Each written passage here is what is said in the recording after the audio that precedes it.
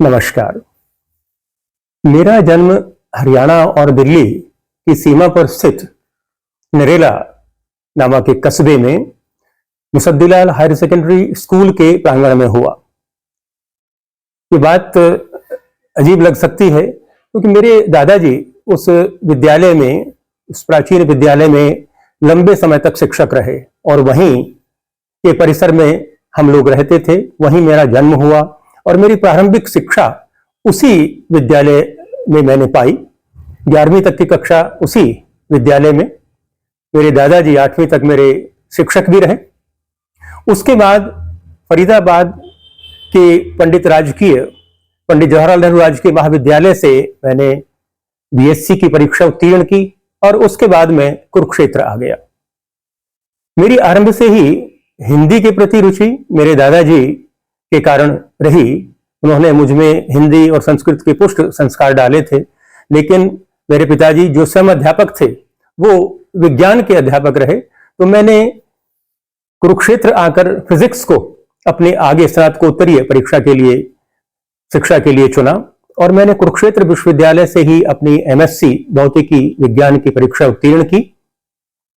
परीक्षा उत्तीर्ण करते ही मुझे डिपार्टमेंट ऑफ एटॉमिक एनर्जी की तरफ से एक जूनियर छात्रवृत्ति मिली और मैं भाभा आणविक अनुसंधान केंद्र मुंबई में हुए साक्षात्कार के बाद कुरुक्षेत्र विश्वविद्यालय में मैंने अपना शोध कार्य आरंभ किया और डिपार्टमेंट ऑफ एटॉमिक एनर्जी से ही मुझे सीनियर फेलोशिप मिली और मैंने अपना शोध कार्य जारी रखा।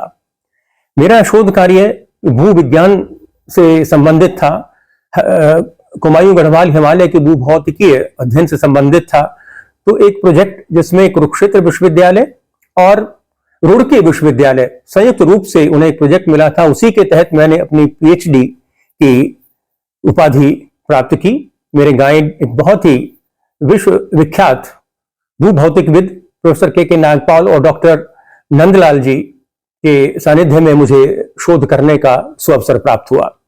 साथ साथ विज्ञान का विद्यार्थी होने के साथ साथ मुझमें लेखन के प्रति मेरी रुचि बनी और इसके मूल में था, मुझे एक बार पूर्वी अफ्रीका जाने का अवसर मिला और मेरी आदत रही कि मैं अपने मित्रों को वहां से पत्र व्यवहार करता रहा। तो मैंने वहां पत्र व्यवहार में वहां के जो मैंने वहां देखा, पूर्वी अफ्रीका के तंजानिया, केनिया के जो भी वन्य अभयारण्य थे उनका दौरा कर मैंने अपने उसके माध्यम से, पत्रों के माध्यम से उन्होंने लिखा।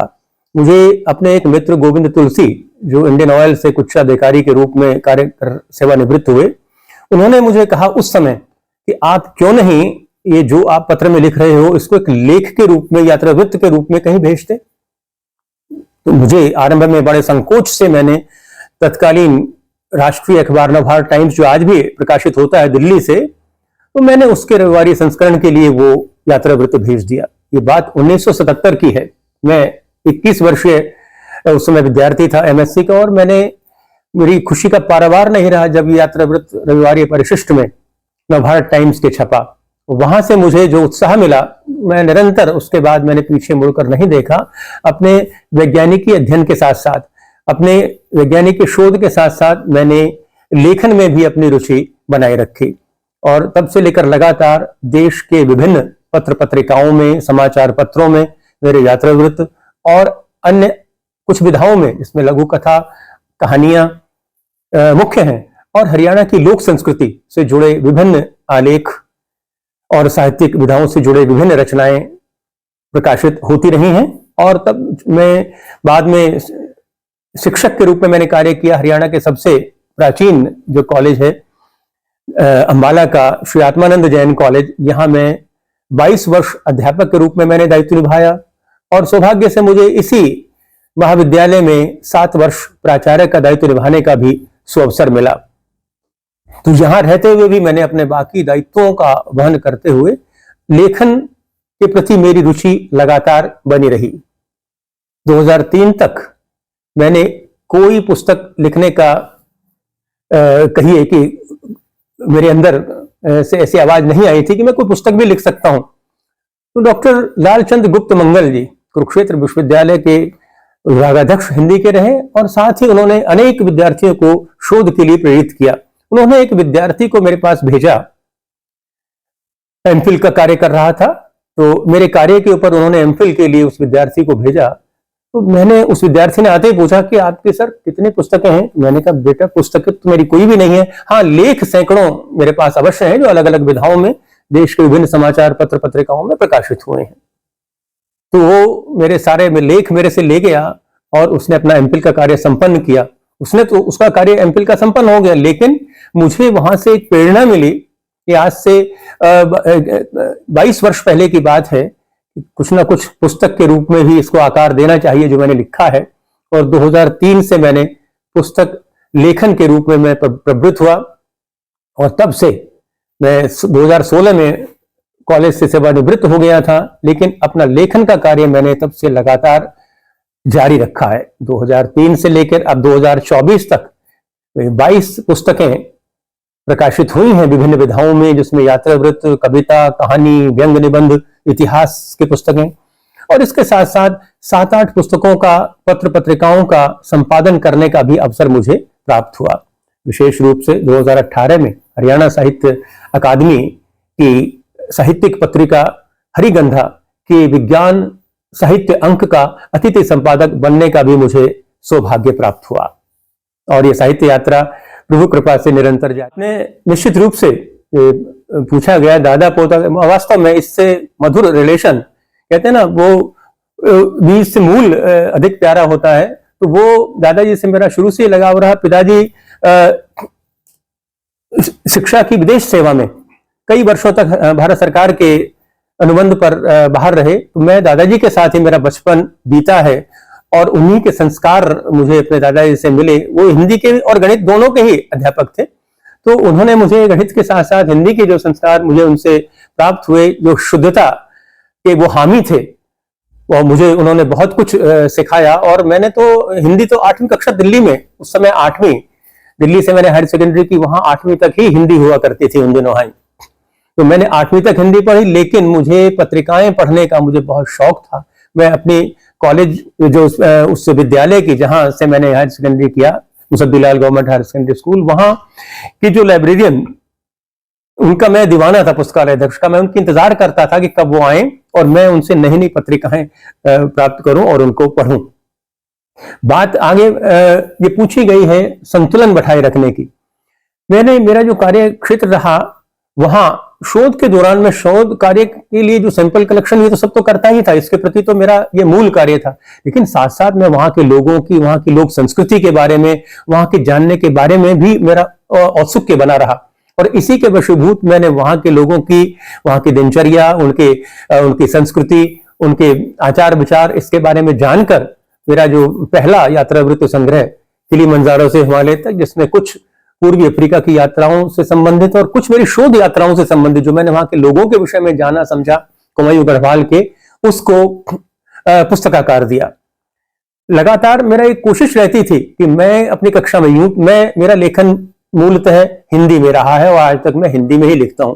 लेकिन विज्ञान हमारे देश में स्नातक कक्षाओं तक अंग्रेजी में ही उसकी अधिकांशतः पुस्तक उपलब्ध है, तो मेरा वहां पढ़ाना अंग्रेजी में ही रहता था। लेकिन मुझे कक्षाओं में अंग्रेजी में पढ़ाना, लिखना फिर हिंदी में, ये मुझे लेकिन मैंने इसमें अपना संतुलन बनाए रखा।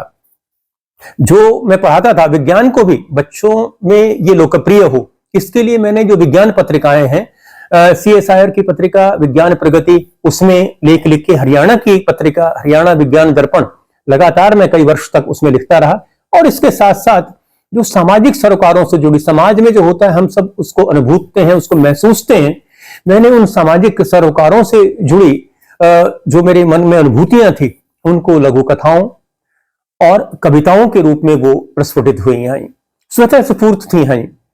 धीरे धीरे रुचि बढ़ती गई और कविताओं के साथ साथ कुछ व्यंग निबंध जो कॉलेज के दौरान, स्कूल के दौरान या विश्वविद्यालय अध्ययन के दौरान जो घटनाएं घटी, जो शिक्षकों से कई बार जो प्राप्त हुआ, उनसे जो सीख मिली उनसे, उनको मैंने उन निबंधों के माध्यम से, गाजर पाक वाले मास्टर जी एक निबंध संग्रह प्रकाशित हुआ जो मेरे समर्पित था मेरे एक स्कूल के शिक्षक को, जिन्होंने मुझे बहुत प्रेरित किया और उसका प्रस्फुटन इस निबंध संग्रह के रूप में हुआ। मेरी कोशिश रही कि संतुलन बनाए रखा जाए अपने विज्ञान शिक्षक का, उन विज्ञान लेखन और साथ में अन्य विधाओं में लेखन के प्रति। कई चीजें ऐसी होती हैं जो स्वतः स्फूर्त होती हैं। मैं कुरुक्षेत्र विश्वविद्यालय का विद्यार्थी था और संस्कृत विभाग, हिंदी विभाग, क्योंकि मेरी रुचि थी, वहां जो भी अपने विज्ञान के साथ साथ वहां जो भी कार्यक्रम होते थे और संगीत के जितने भी कार्यक्रम होते थे, मैं कोशिश रहती थी कि मैं उन सभी में जाऊं। कुछ ना कुछ सीखने का मौका मिलता था, वहां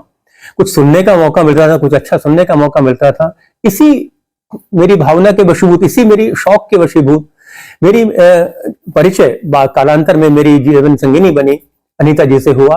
वो संगीत की विद्यार्थी थी और साथ ही कविताएं भी लिखती थी। हाँ, तो कुछ कविता प्रतियोगिताओं में जो विश्वविद्यालय में हुई, मुझे उन्हें सुनने का अवसर प्राप्त हुआ और कुछ उनकी जो संगीत से जुड़ी रचनाओं को सुनने का प्राप्त हुआ, तो मैं उससे बहुत प्रभावित हुआ। इसी माध्यम से मेरा उनसे परिचय हुआ। ये परिचय प्रगाढ़ता में बदला और कालांतर में परिणय बंधन में बदला। मुझे विवाह अंतरजातीय रहा। मेरे मन में कभी भी ये ऐसा नहीं आया। मैं मूलतः मानव जाति का हामी हूं कि हम सभी इस भगवान की बनाई हुई रचना है। जन्म हमने भले ही अलग अलग जो हमारा जो जातिगत जो ढांचा बनाया गया हमारे समाज का, उसमें जन्म लिया हो, लेकिन मूलतः हम सब उस भगवान के बनाए हुए व्यक्ति हैं। और मैं कहता हूं कि हम कहते हैं कि हमने कर लिया, करवाने वाला तो भगवान ही होता है। ये तो मैं दिल्ली विश्वविद्यालय में प्रवेश लेने वाला था, अनीता जी अपनी बहन के पहले उन्होंने पंजाब विश्वविद्यालय से किया, वहां से एमए करने वाली थी, लेकिन देखिए उसकी भगवान ने कारण बनाए, मैं भी कुरुक्षेत्र विश्वविद्यालय, वो भी आए और हमारा मिलने का जो माध्यम बना वो मूलतः संगीत के प्रति मेरी रुचि और उनकी साहित्य के प्रति रुचि, यही हम दोनों के मिलने का माध्यम बना। कालांतर में प्रभु कृपा से हम दोनों एक दूसरे के लिए जीवन साथी के रूप में आज तक 38 साल हमारे विवाह हो गए हैं और प्रभु कृपा से बड़े ही सुचारू रूप से सब चल रहा है। वो भी यही देव समाज कॉलेज के प्राचार्य पद से अभी सेवानिवृत्त हुई है 1-1.5 वर्ष पहले और उनकी पूरी कोशिश रही है कि अपने दायित्व को बड़ी भांति निभाया जाए। मैं निश्चित रूप से आप ये प्रश्न पूछा, बहुत ही अच्छा प्रश्न है कि उनको लिखने की रुचि तो थी पहले, कविताएं। उनकी एक कविता संग्रह हरियाणा साहित्य अकादमी के सौजन्य से छपा आज से 1 दशक से भी अधिक समय पूर्व। उनकी सेवानिवृत्ति के बाद हम लोगों ने तय किया, घूमने का उनको भी शौक रहा और मुझे भी शौक रहा, विवाह से पहले भी और विवाह के बाद भी और अब सेवानिवृत्ति के बाद भी।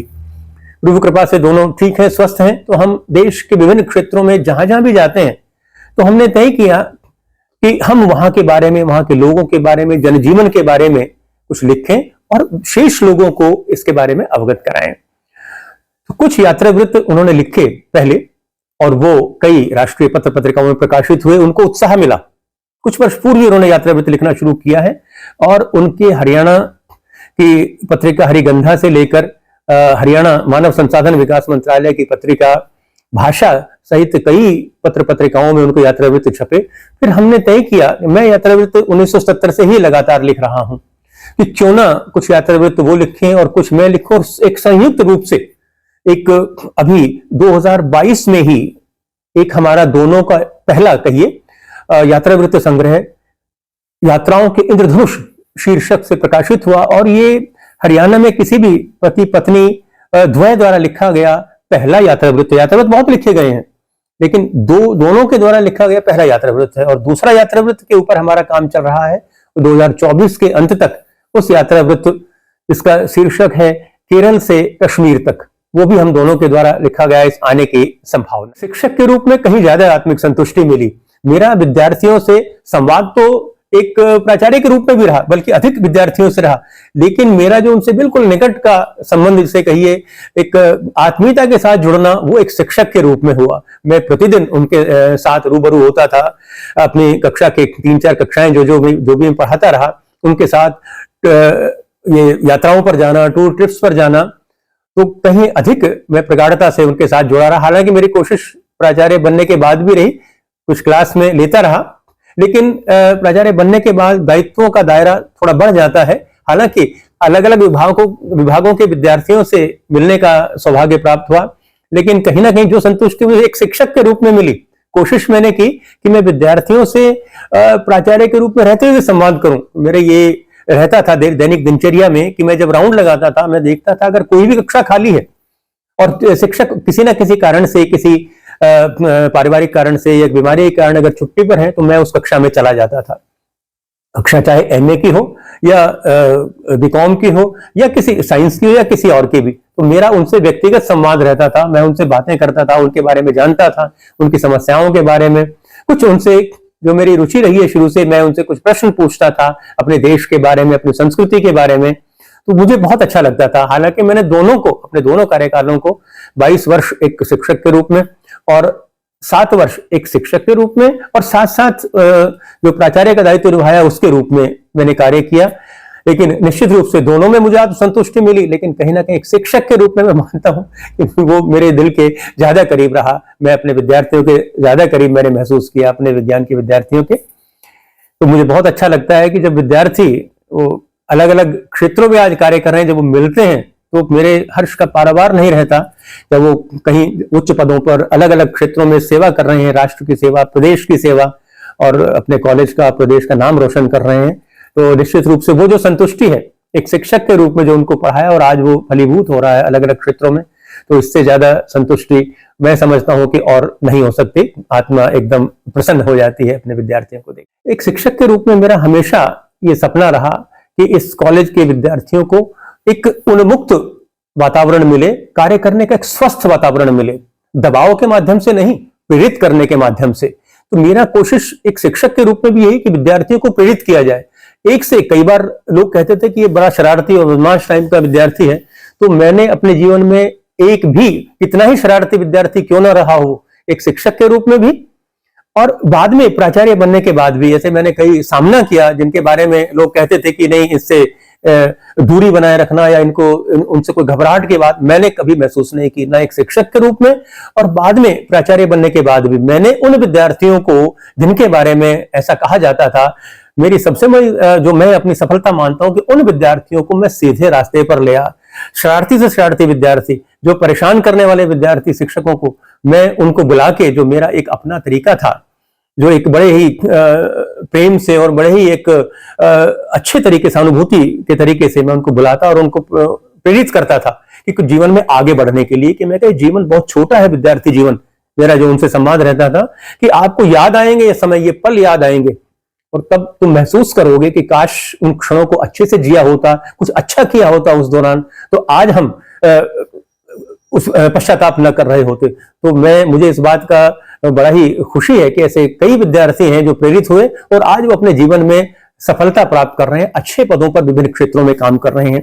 अच्छा वातावरण देना मेरी सर्वोच्च, आतंक मुक्त वातावरण देना, बच्चों को बिना दबाव के प्रेरणा के माध्यम से आगे ले जाने के लिए मैंने उनको प्रेरित किया। ये मेरा सबसे बड़ी, मैं इसको अपनी कार्यकाल की सफलता मानता हूं।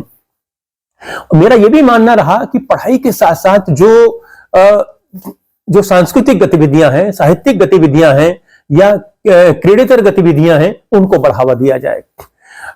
मेरे कार्यकाल में सौभाग्य से, बाकी प्रभु की कृपा है, पहली बार श्री आत्मानंद जैन कॉलेज खेलों के क्षेत्र में प्रथम आया और उसके बाद से आज तक लगातार वो परंपरा बनी हुई है। हमारे विद्यार्थी प्रथम स्थान पर, हमारे बेटियां और बेटे लगातार अच्छा प्रदर्शन करते हुए खेल के क्षेत्र में प्रथम स्थान पा रहे हैं। 14 वर्षों के बाद भी ये परंपरा जारी है। तो खेलों के प्रति एक नया जज्बा मैंने जो हमारे डॉक्टर सुरेंद्र तंवर, हमारे कॉलेज के शारीरिक शिक्षा विज्ञान के अध्यक्ष हैं, उनको मैंने पूरी छूट दी कि आप जो भी चाहें, फंड्स की कोई परवाह नहीं, लेकिन विद्यार्थियों को सारी सुविधाएं मिले और शायद उसी का, उनकी मेहनत और विद्यार्थियों के समर्पण और उनको दी गई सुविधाओं का ही ये परिणाम रहा कि आज श्री आत्मानंद जैन कॉलेज हरियाणा के सभी कॉलेजों में सर्वश्रेष्ठ क्रीड़ा कॉलेज के रूप में जाना जाता है। यहां तक बात सांस्कृतिक गतिविधियों की थी, इसमें भी हमारा कॉलेज हालांकि पहले भी भाग लेता रहा है, लेकिन मैंने प्राचार्य का पद संभालते ही 2 महीने के अंदर अंदर काफी कठिनाइयों का सामना करते हुए ही जो यूथ फेस्टिवल है हमारे कॉलेज में, हालांकि सबसे पुराना कॉलेज है लेकिन 2-3 बार ही अभी तक हो पाए हैं, लेकिन उसमें बनते ही 2009 में ही मैंने दायित्व ग्रहण किया था और 2009 में ही यूथ फेस्टिवल सफलतापूर्वक आयोजित कराया। और ये बड़े सौभाग्य की बात रही कि हमारा कॉलेज एक बार प्रथम स्थान पर भी रहा, अन्यथा दूसरे स्थान पर तो हमेशा, दूसरे या तीसरे स्थान पर, दूसरे बार तो बहुत बार रहता आया है, सांस्कृतिक गतिविधियों में भी कॉलेज ने अग्रगण्य स्थान प्राप्त किया। और जहां तक बात शैक्षणिक परिदृश्य की है, शिक्षकों को पूरी छूट थी, कोई उनके ऊपर दबाव नहीं था।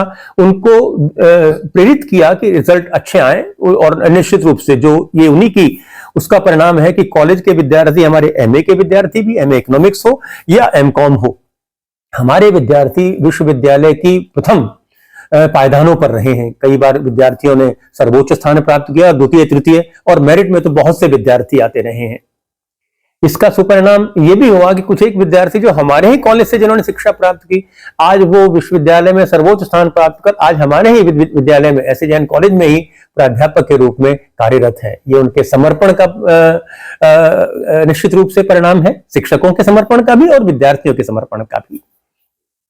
तो मेरी कोशिश रही, और दूसरी जो कॉलेज की मैगजीन थी उसको भी काफी परिष्कृत किया गया, क्योंकि कॉलेज की जो पत्रिका है वो कॉलेज का आईना होती है, विद्यार्थियों को एक मंच प्रदान करती है पहले अपनी मनोभावनाओं को व्यक्त करने का। तो विद्यार्थियों को प्रेरित किया। कई बार बच्चे लिखते ही नहीं थे, एक बहुत ही पतली सी पत्रिका, जैसे कि हमारा प्रोस्पेक्टस होता है, इस आकार की पत्रिकाएं आया करती थी। मैंने नियमित रूप से, जब तक भी मैं कॉलेज में रहा, नियमित रूप से 2009 से 2016 तक लगातार, पहले कभी कभी पत्रिका प्रकाशित होती थी, लेकिन नियमित प्रकाशन मैंने इसका आरंभ कराया। और ये सब शिक्षकों और विद्यार्थियों के सहयोग से ही संभव हुआ, और कई विद्यार्थी उसमें अपना योगदान देते हुए आज वो साहित्य के क्षेत्र में, ऐसे मेरे कई विद्यार्थी हैं जो पत्रकारिता का क्षेत्र हो, शिक्षा का क्षेत्र हो, वो चाहे और अन्य क्षेत्रों, वहां वो बहुत अच्छा कर रहे हैं। कई पुस्तकें उन्होंने लिखी हैं।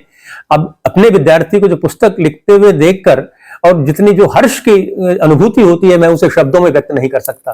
तो ये मेरे जीवन की अमूल्य निधि है, मेरे विद्यार्थी जो आज अलग अलग क्षेत्रों में कार्य कर रहे हैं, और मुझे संतुष्टि है कि मैं कुछ थोड़ा सा अलग कुछ कर पाया, उनको एक अच्छा माहौल दे पाया, उनको प्रेरित कर। मैं बड़ा इस मामले में सौभाग्यशाली रहा। मैंने 1986-87 में श्री आत्मानंद जैन कॉलेज में एक शिक्षक के रूप में अपना कार्य आरंभ किया था, और उस समय एक बहुत ही अच्छे प्राचार्य श्री टी.आर. जैन, जिन्होंने अनेक पुस्तकें इकोनॉमिक्स की लिखी हैं, मुझे उनके साथ काम करने का मौका मिला। मैंने उनसे बहुत कुछ सीखा। मेरे ज्वाइन करने के 1-2 वर्ष के अंदर ही उनका मुझ पर इतना विश्वास हो गया कि उन्होंने मुझे कॉलेज में जितने भी मंच पर कार्यक्रम होते थे, यूथ फेस्टिवल हुआ 1989 में कॉलेज में दूसरी बार, तो मुझे स्टेज पर उन्होंने कई दायित्व दिए मुझे, और भी कॉलेज के अंदर कई दायित्व दिए। और गोल्डन जुबली 50 वर्ष पूरे हुए थे। मेरा सौभाग्य था, मेरे कॉलेज ज्वाइन करने के 3 वर्ष के अंदर अंदर ही कॉलेज का स्वर्ण जयंती उत्सव मनाया गया, जिसमें देश से पूरे पुराने विद्यार्थियों को आमंत्रित किया गया। तत्कालीन मुख्यमंत्री श्री ओम प्रकाश चौटाला कॉलेज में आए, और मुझे इस बात की बेहद खुशी हुई कि कॉलेज में कार्य करते करते ही सौभाग्य से 2013 में कॉलेज को 75 वर्ष पूरे हुए, और मुझे एक प्राचार्य के रूप में, पहले एक शिक्षक के रूप में स्वर्ण जयंती समारोह का भागीदार बनने का, उसकी स्मारिका का संपादक बनने का, उसके सभी प्रकाशनों का संपादक बनने का गौरव प्राप्त किया था। और अब शिक्षक के रूप में, अब प्राचार्य के रूप में भी मुझे 2013 में यह अवसर मिला। प्लेटिनम जुबली एक बहुत बड़ा उत्सव था, 3 दिवसीय उत्सव था, जिसको हरियाणा के मुख्यमंत्री, तत्कालीन मुख्यमंत्री श्री भूपेंद्र हुड्डा जी ने इसका उद्घाटन किया। 2 स्तंभ बनाए गए कॉलेज में, एक स्वर्ण जयंती का स्तंभ था और दूसरा स्तंभ बनाया गया ये प्लेटिनम जुबली का, जिसमें कॉलेज की उपलब्धियों का वर्णन है। कॉलेज में जो बोर्ड लगे हैं, कुछ एक कॉलेज के विद्यार्थी अलग अलग क्षेत्रों में, न्यायिक क्षेत्र में, सेना, वायुसेना, नौसेना और इसके अतिरिक्त अन्य अलग क्षेत्रों में जिन विद्यार्थियों ने उच्च मानदंड स्थापित किए हैं, उनको उनका वर्णन है, उनको बुलाया गया। और ये इस प्लेटिनम जुबली कार्यक्रम अभूतपूर्व था। 3 दिन लगातार ये कार्यक्रम चलता रहा, और देश के विभिन्न हिस्सों से जो सबसे अधिक आयु के व्यक्ति इसमें आए, जो यहाँ के विद्यार्थी रहे, वो 87 वर्ष के थे। एक बड़ा ही हर्षदायक अनुभव रहा। इन दोनों सौभाग्य से मैं प्रभु को धन्यवाद देता हूं इसके लिए कि मुझे कॉलेज की गोल्डन जुबली, स्वर्ण जयंती समारोह का भागीदार बनने का मौका भी मिला, और उसके बाद प्लेटिनम जुबली समारोह का भी भागीदार बनने का मौका। पहले कुरुक्षेत्र विश्वविद्यालय का जब मैं विद्यार्थी था, समाज सेवा के क्षेत्र में मेरा सबसे पहला योगदान रक्तदान के रूप में रहा। 1976-77 में एमएससी 1977 में एमएससी का विद्यार्थी था कुरुक्षेत्र विश्वविद्यालय में, पहला साल था। तो उत्तरी भारत में रक्तदान के पुरोधा डॉक्टर जीजे जॉली, ये ब्लड ट्रांसफ्यूजन डिपार्टमेंट इन्हीं के द्वारा स्थापित किया गया है पीजीआई में, आज भी वो कार्य कर रहा है। इन्होंने उसकी शुरुआत की। तब तक रक्तदान के बारे में कोई मिथ्या धारणाएं थी, माता पिता भी घबराते थे और लोगों को इसके बारे में जानकारी नहीं थी। उन्होंने सबको इससे अवगत कराया। तो मैं एनएसएस का विद्यार्थी था और कुरुक्षेत्र विश्वविद्यालय में एक बार वो आए एनएसएस कैंप में और उन्होंने एक लेक्चर दिया, हमें अवेयर कराया इस बारे में। और मैंने वहां सबसे पहली बार रक्तदान किया। समाज सेवा के क्षेत्र में ये मेरा एक बहुत ही तुच्छ छोटा सा एक पहला कदम था। जीजे जॉली जी की प्रेरणा से तब से मैंने पीछे मुड़कर नहीं देखा। रक्तदान के लगातार एक विद्यार्थी के रूप में, फिर एक शोधार्थी के रूप में कुरुक्षेत्र विश्वविद्यालय में 10 साल रहा मैं, 1977 से 1987। फिर वहीं विश्वविद्यालय में एक शिक्षक के रूप में 2 साल रहा वहां, और यहाँ एस जैन कॉलेज में आने के बाद एक शिक्षक के रूप में, एक प्राचार्य के रूप में, और सेवानिवृत्त होने के बाद 5 वर्ष तक 65 वर्ष तक मैं लगातार रक्तदान आंदोलन से जुड़ा रहा, विद्यार्थियों को प्रेरित किया और स्वयं भी रक्तदान किया। शताधिक बार रक्तदान करने का सुअवसर मुझे प्राप्त हुआ। तो जो संतुष्टि मुझे रक्तदान करके मिलती है वो मैं इसके लिए जीजे जॉली जी का आभारी हूं कि मुझे उन्होंने रक्तदान करने के पथ पर अग्रसर किया। और आज भी जब भी मौका मिलता है, चाहे रेड क्रॉस की तरफ से, स्वयं रक्तदान तो मैं अब नहीं दे पाता, मैं 65 वर्ष की आयु पूरी कर चुका हूं, लेकिन मैं उन युवाओं को जो वहां आते हैं उनको आशीर्वाद देना, उनको प्रेरित करके आज भी मुझे खुशी होती है।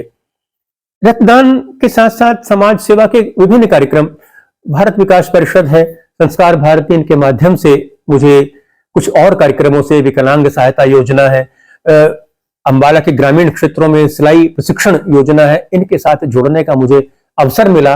और ये भी मुझे समाज सेवा, मुझे आज भी सेवानिवृत्ति के बाद मैं लगातार किसी न किसी रूप में समाज सेवा से जुड़ा हुआ हूं और ये मुझे आत्मिक संतुष्टि प्रदान करती है। मैंने भी अपने जीवन में कुछ लक्ष्य अपने सामने रखे थे और जो उनको मैं कुछ को पूरा कर पाने में निश्चित रूप से मैं सफल रहा हूं। सबसे पहले तो मेरा लक्ष्य था, मैं कुरुक्षेत्र विश्वविद्यालय का विद्यार्थी था, मैं वहां देखता था कि कई शोध लैब थी, वहां आते जाते शोधार्थियों को मैं देखता था उत्सुकता से, कई बार लैब में झांक कर भी देखता था कि वो क्या कर रहे हैं, और बड़ी देर देर तक वो वहां शोध में निमग्न रहते थे। रात को भी कई बार घूमते हुए हमने देखा एमएससी के विद्यार्थी के रूप में कि रात के 8-8, 10-10 बजे तक उनकी बत्तियां जल रही हैं और वो लैब में काम कर रहे हैं। तो बड़ी प्रेरणा मिली, मन में एक धारणा की कि मैं शोध कार्य अवश्य करूंगा अगर मुझे अवसर मिला, और उसके लिए मैंने प्रयास किया। मैंने इसको एक चुनौती के रूप में लिया, मैंने कई टेस्ट दिए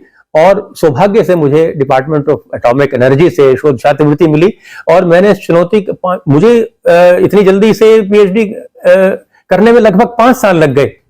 मेरे जो गाइड हैं वो चाहते थे कि बहुत अच्छा कार्य हो।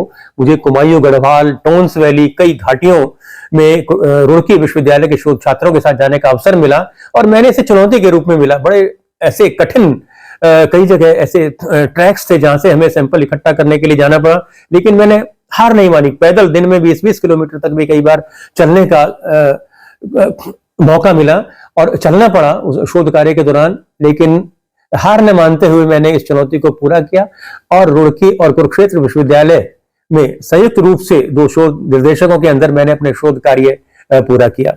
दूसरी चुनौती मुझे शिक्षक बनने के बाद कि मेरी था कि मैं एक सफल शिक्षक हूं। आरंभ में शुरुआत, कोई भी व्यक्ति शुरुआत करता है तो निश्चित रूप से उसमें आत्मविश्वास की कमी होती है, मुझे भी लगा शुरू के वर्षों में, लेकिन धीरे धीरे मैंने इसे चुनौती के रूप में लिया। मुझे एक बार ऐसा आया कि कुरुक्षेत्र विश्वविद्यालय का जो सिलेबस था, जो बीएससी का सिलेबस था, उसमें एमएससी का सिलेबस आ गया, परिवर्तन हुआ था काफी वर्षों के बाद। और मैं काफी उस समय कोई सीनियर स्थिति में नहीं था, तो हमारे सीनियर साथियों ने, उनका शुरुआत में ये डिसाइड हुआ कि सीनियर साथी उन क्लासेस को लेंगे और आप बाद में जूनियर साथी जूनियर क्लासेस को लेंगे। लेकिन जैसे ही मैं आया अवकाश के बाद, मुझे पता चला कि मुझे तो सीनियर कक्षाएं दे दी गई हैं और प्राचार्य महोदय ने भी पीठ पर हाथ रखकर कहा नहीं नहीं, मेरे विरोध करने पर कि नहीं आप कर लोगे। तो मैंने इसे चुनौती के रूप में मिला। मैं रात भर बैठकर मैं पढ़ा कि ताकि अपने विद्यार्थियों के साथ न्याय कर सकूं, और फिर उसके बाद मैंने कभी भी हमेशा जो सबसे वरिष्ठ क्लास है वो तो हमेशा एक अपने पास रखी ही, और मैं इस चुनौती को पूरा कर पाने में भी सफल हुआ। तीसरी चुनौती रक्तदान के क्षेत्र में रही। मैं देखता था कि कई लोगों को लगातार, ये पहला रक्तदान में मुझे बहुत झिझक हुई थी, लेकिन धीरे धीरे मैंने इसको एक चुनौती के रूप में लिया और मैं मुझे लगा कि मैं भी बहुत अधिक बार, कोई लक्ष्य नहीं था, लेकिन मुझे लगा कि मैं 50 बार तो रक्तदान करना ही है जीवन में। आज होता गया, धीरे धीरे समय गुजरता गया और प्रभु कृपा से 100 से अधिक बार और मैं रक्तदान देने में सफल रहा। कुछ चुनौतियां रही, ये भी था कि कॉलेज को सबसे ऊंचे पायदान पर ले आया जाए। कॉलेज को पहले कभी भी कॉलेज को ए ग्रेड नहीं मिला था। श्री आत्मानंद जैन कॉलेज को पहली बार कार्यकाल में शिक्षकों के समर्पण और विद्यार्थियों के सहयोग से, पुराने विद्यार्थियों के सहयोग से मेरे कार्यकाल में पहली बार ए ग्रेड से अलंकृत हुआ कॉलेज, और पहली बार ही कॉलेज को पोटेंशियल ऑफ एक्सीलेंस मिला। ये भी एक चुनौती के रूप में लिया कि कॉलेज को इतना आगे ले जाना है कि ऊंची, सबसे ऊंची पायदान पर। तो अंबाला शहर में पहली बार, डीएवी कॉलेज इनको भी बाद में मिला, लेकिन हरियाणा पहली बार पोटेंशियल ऑफ एक्सीलेंस और नेक में ए ग्रेड के साथ साथ कॉलेज का सांस्कृतिक गतिविधियों में प्रथम और खेलों के क्षेत्र में पहली बार कॉलेज प्रथम रहा। मुझे इस बात की संतुष्टि है। बहुत सारी चीजें ऐसी हैं जो और भी कई बार मन में आया था कि कॉलेज को और अधिक आगे जाए, कॉलेज और कुछ कॉलेज के अंदर हो, कॉलेज के अंदर एक कुछ और कक्षाएं आरंभ हो, जो मैं नहीं करा पाया। जो कुछ कक्षाएं नहीं आरंभ हो पाई, कुछ पोस्ट ग्रेजुएट क्लासेस शुरू हो पाई, लेकिन कुछ एक रही भी। मेरा इच्छा थी कि कॉलेज में विज्ञान की कक्षाएं भी, एमएससी फिजिक्स भी शुरू हो, स्नातकोत्तर कक्षाएं शुरू हो। वो मैं अपने कार्यकाल में नहीं कर पाया। लेकिन मुझे इस बात की भी खुशी है कि मैं अपने पड़ोसी, मैं उस कमेटी में था जो डीएवी कॉलेज यूनिवर्सिटी ने मुझे इस कमेटी में रखा। डीएवी कॉलेज में एमए शुरू हुआ फिजिक्स में। वो मैंने सोचा कि चलो, अंबाला शहर के विद्यार्थियों को तो लाभ होगा, अपने कॉलेज में मैं नहीं अपने कार्यकाल में कर पाया, तो मैंने वहां के लिए उसका अनुमोदन किया। इंस्पेक्शन कमेटी में था और वहां आज डीएवी कॉलेज अंबाला में एमएससी फिजिक्स चल रही है और विद्यार्थी अंबाला के लाभ उठा पा रहे हैं। उसका विचार यह है कि भाषाएं आपको जोड़ती हैं, भाषाएं आपको नई संस्कृतियों से रूबरू कराती हैं, भाषाएं आपको नए लोगों से, आपको अधिक से अधिक लोगों से जोड़ने का कार्य करती हैं।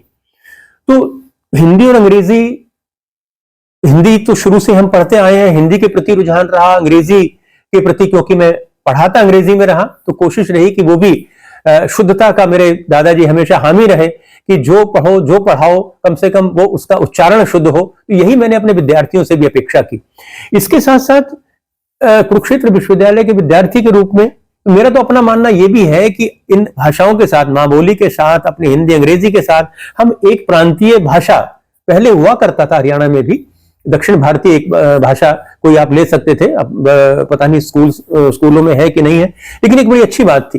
तो कोई और भाषा और एक अपने प्रांत की भाषा के साथ अगर किसी दूसरे देश की भाषा भी सुनो, तो आप वहां की संस्कृति के बारे में, वहां के लोगों के बारे में, संभवतः वहां के साहित्य को अगर हम पढ़ें, वहां की संस्कृति के बारे में पढ़ें, तो कुछ अधिक जानकारी प्राप्त कर सकते हैं। तो इसी के वशीभूत मैंने फ्रेंच में वहां सर्टिफिकेट कोर्स किया था। आरंभ में मैंने पोस्ट ग्रेजुएशन भी की थी, लेकिन शोध कार्य में अधिक जुड़ने के कारण, व्यस्तता के कारण मैं सर्टिफिकेट कोर्स ही कर पाया, आगे पोस्ट ग्रेजुएशन उसमें नहीं कर पाया। कुछ समय तक मैं उससे जुड़ा रहा। अब आजकल इतने काम में यहाँ नहीं आ रही, लेकिन फिर भी मुझे बहुत अच्छा लगा एक ऐसी भाषा में जानकर। और थोड़ा सा जो अच्छा ये लगा कि जो संस्कृत भाषा से कहीं ना कहीं फ्रेंच भाषा का जुड़ाव है, जो व्याकरण है, संस्कृत की व्याकरण और फ्रेंच की व्याकरण, कहीं ना कहीं उसमें साम्यता है। बड़ी खुशी हुई इस बात की कि हमारी जो संस्कृत है, ये बहुत सी भाषाओं के साथ, चाहे वो जो रोमा लोग हैं उनकी जो भाषा है उसके साथ आज भी हमारी प्रांतीय भाषाएं हैं, बंगला भाषा हो, उड़िया भाषा हो या कुछ और भाषा है, उनके साथ भी संस्कृत का जुड़ाव है।